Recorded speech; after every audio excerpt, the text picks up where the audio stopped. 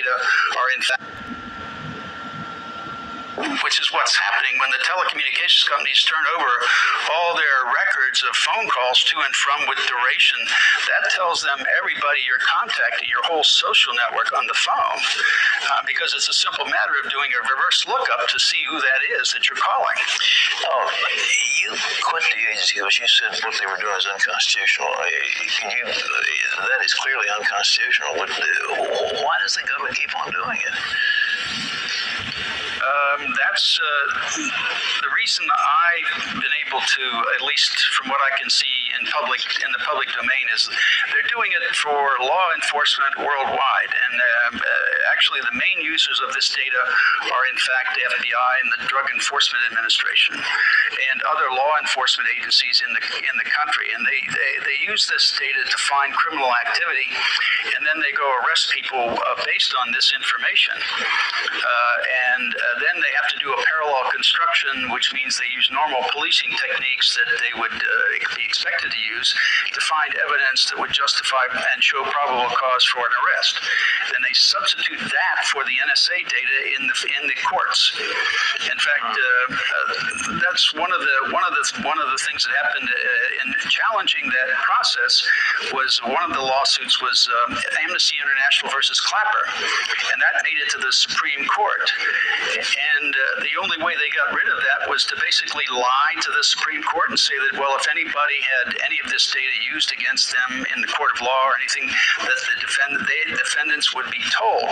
And that was simply a lie. Nobody has been told to date. All right.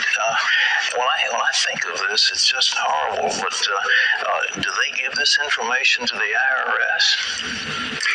That's the other problem. The Drug Enforcement Administration has a special unit, the Special Operations Division, the SOD, and that division is supposed to, its primary purpose is to look into the NSA data to find criminality and criminal activity.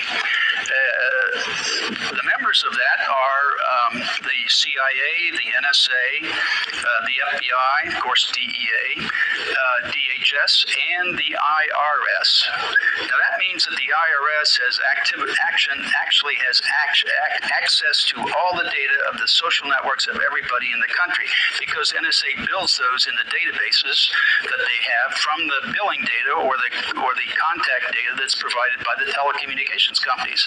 So this in effect allows them, if they're interested in stopping anybody getting a 501c3 application in for tax exempt status for say someone in the Tea Party or the Occupy group. See, they're messing with the volume in my phone as I watch this. 501c3 or tax exempt status. They could look into that mapped, graphed relationships and see if you're a part of any organization that they perhaps want to stonewall or slow roll and prevent from becoming politically active. And that's what's been going on. They've had access to this data, and one person was testifying in the House and Judiciary Committee, I believe it was, about some of the questions they were being asked by the IRS. And one of the questions that was asked that gave me the idea that they were using this information was this one person was asked, what is their relationship with another person? That was a specific name. Well, the question I had was not what was their relationship, but how did the IRS know about that relationship? The only way I could think of that they would know was through this access to the data in NSA, where all that information is mapped out. So what you're saying is the NSA slips this stuff to them, they read it and get a clue, and then they go through their normal procedures.